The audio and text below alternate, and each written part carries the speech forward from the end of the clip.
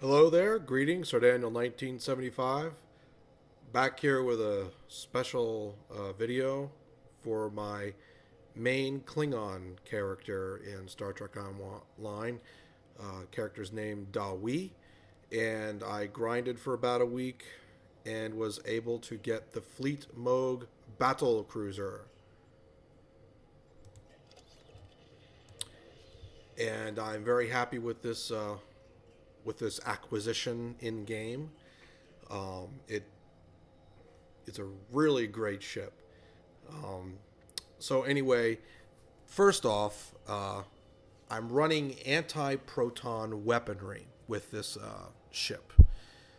Originally, with this character, I was using the um, the Raptor that is for free at Tier 5, the Quinn Raptor, I believe it's called, and I was using phased polarons, and I thought that was just too close to what I was doing with my Federation character.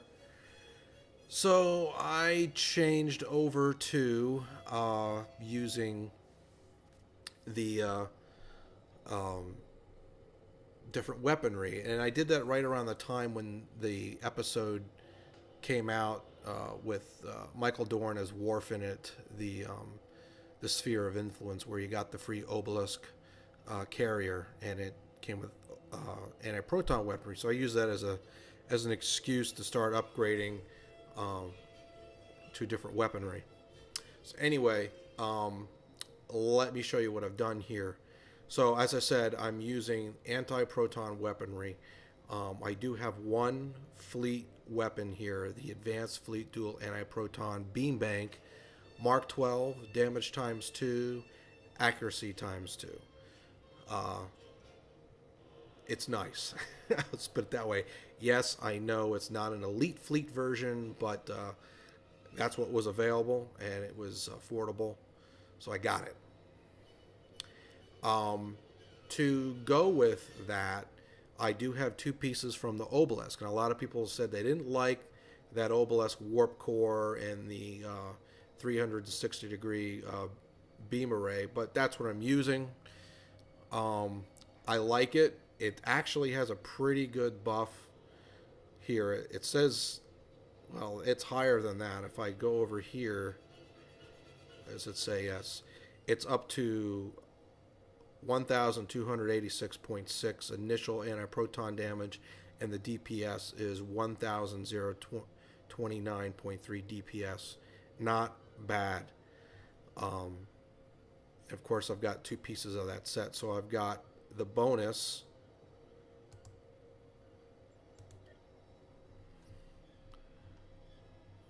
Where's that at? 10% to the anti-proton damage. It's not a whole lot, but it does add to these.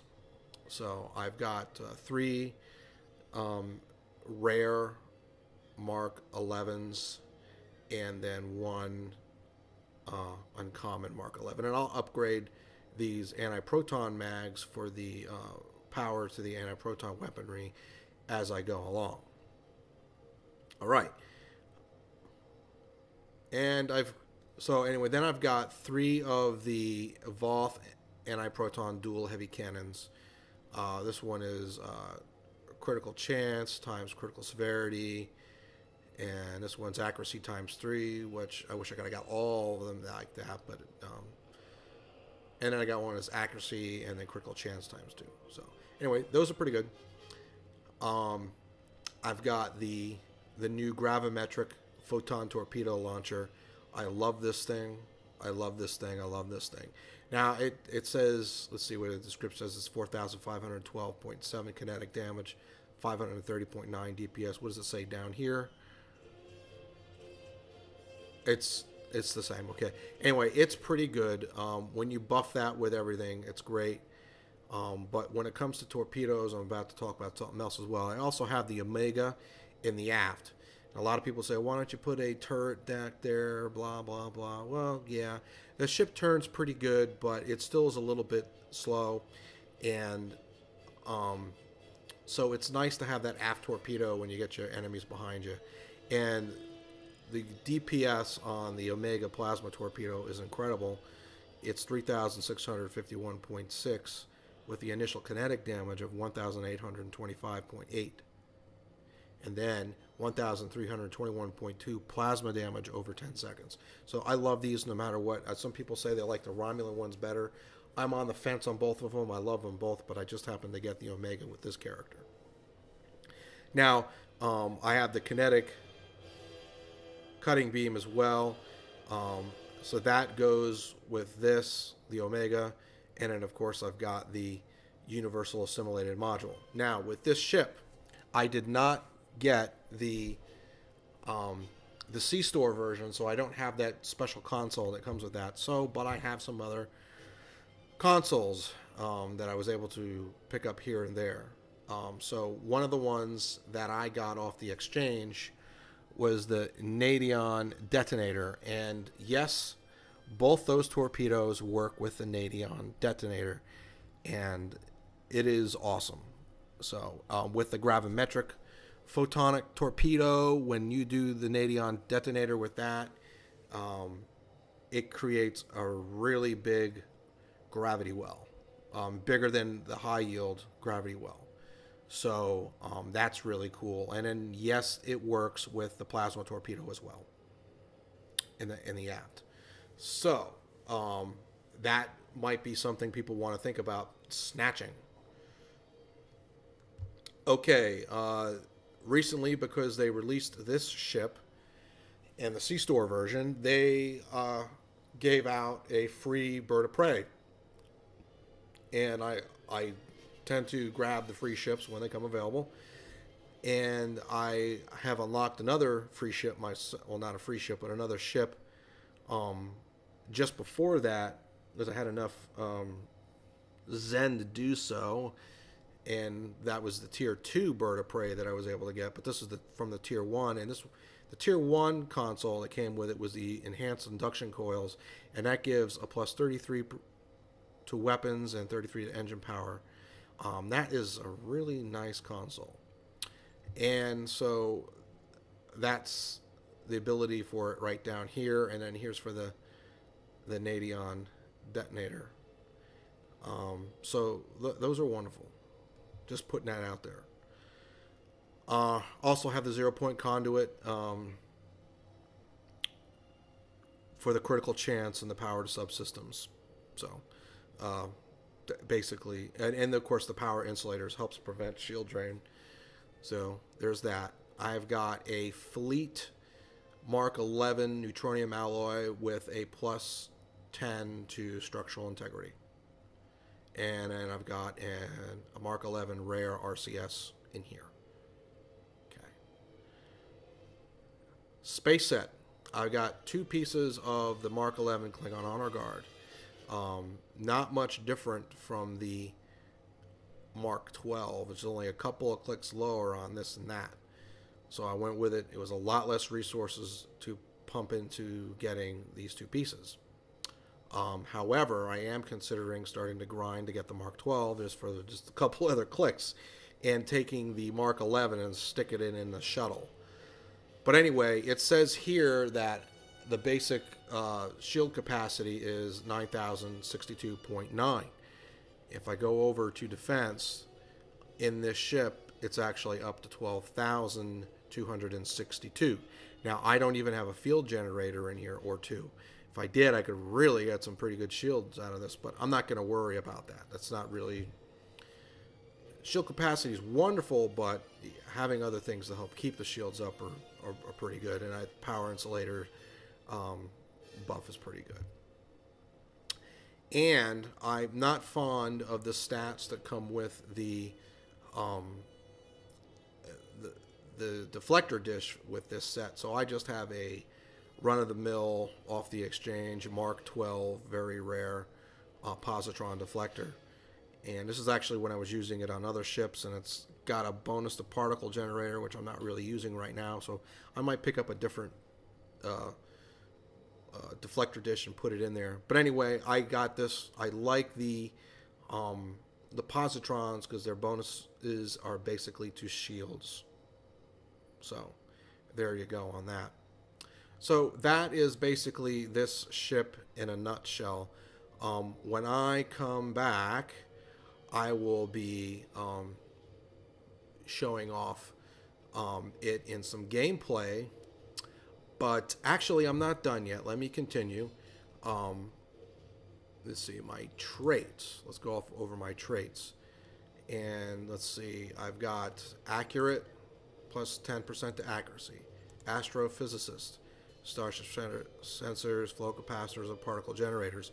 I'm actually not even really using those abilities anymore, so I might, if I stick with this ship and the way that I've got the abilities set up with my bridge officers, I'll probably respec this at some point.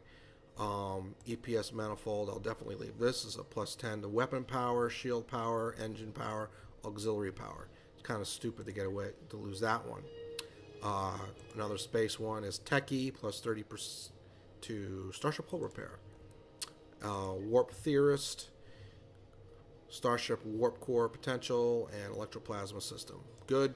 And of course, grace under fire is reduces the cooldown on your miracle worker, and which, as I've said in another video, I think it's the best ability in the game. The abilities I'm running here on my officers, I've got a tactical, my instant tactical. I'm using the TAC Team 1.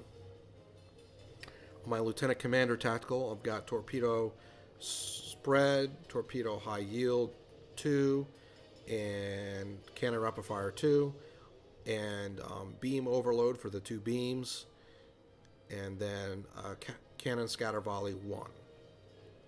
Okay. Skills. Here's where I'm going to change things. I am going to respect the skills for sure. So the next amount of coins that I get from the C store, the Zen, I will be retraining some of his space traits. I'm not really using attack patterns, so I'm going to take out attack patterns.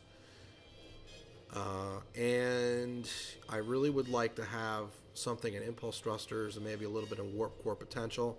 And I'm not really using flow capacitors anymore. So those two I'm going to take out and split some of those points up into these two abilities right there. And that'll be it.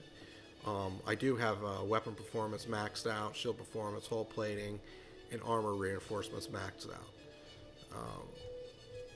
Targeting, energy weapons, and weapons training. I don't have anything in projectile weapons, which is a good one to have, and I don't have anything into maneuvers, which is a good one to have. And of course, these two specializations, energy weapons and projectile weapons, are good. I don't have anything in there. But I've got all this, good stuff here. Hull repair, warp core, shield performance, hull plating, which is good stuff. Okay, that's that.